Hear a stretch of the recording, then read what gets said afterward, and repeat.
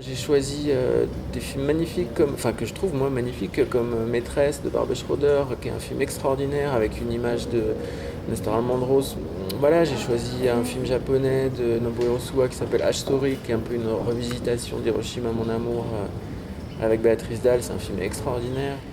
Par contre, le film qui est passé en salle, et il est passé à la Cinéteca Nationale ici, donc ça je suis très heureux, et il est passé en copie 16, qui est une copie qui appartient à l'ambassade de France ici, donc une très belle copie, très endommagée, mais très belle, donc c'était vraiment émouvant. C'était Céline et Julie vont en bateau de Jacques Rivette. Moi c'est un film libre, fou, fort, ludique, intelligent. C'est un film qui m'a beaucoup aidé pendant la fabrication du mien.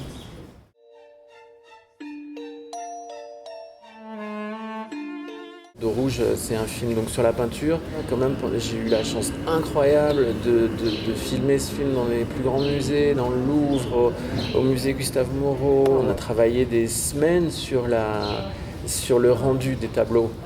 C'est merveilleux de pouvoir essayer d'amener ça au public.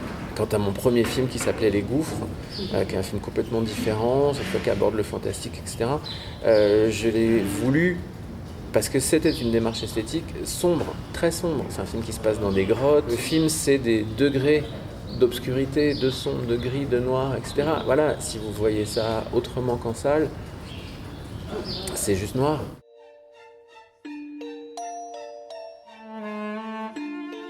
Les deux sont des cinéastes justement libres, très très très très loin de tout ce qui peut ressembler à tout ce qui se ressemble.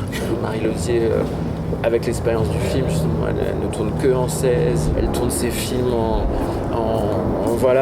carton-pâte, en papier mâché, elle s'amuse à coudre des costumes, avec des maquillages, à se mettre des gâteaux dans la tronche, etc. C'est un cinéma incroyablement drôle, ludique, et c'est elle donc qui a programmé les films de Clin Doyon, qui elle aussi se creuse un sillon incroyable de cinéma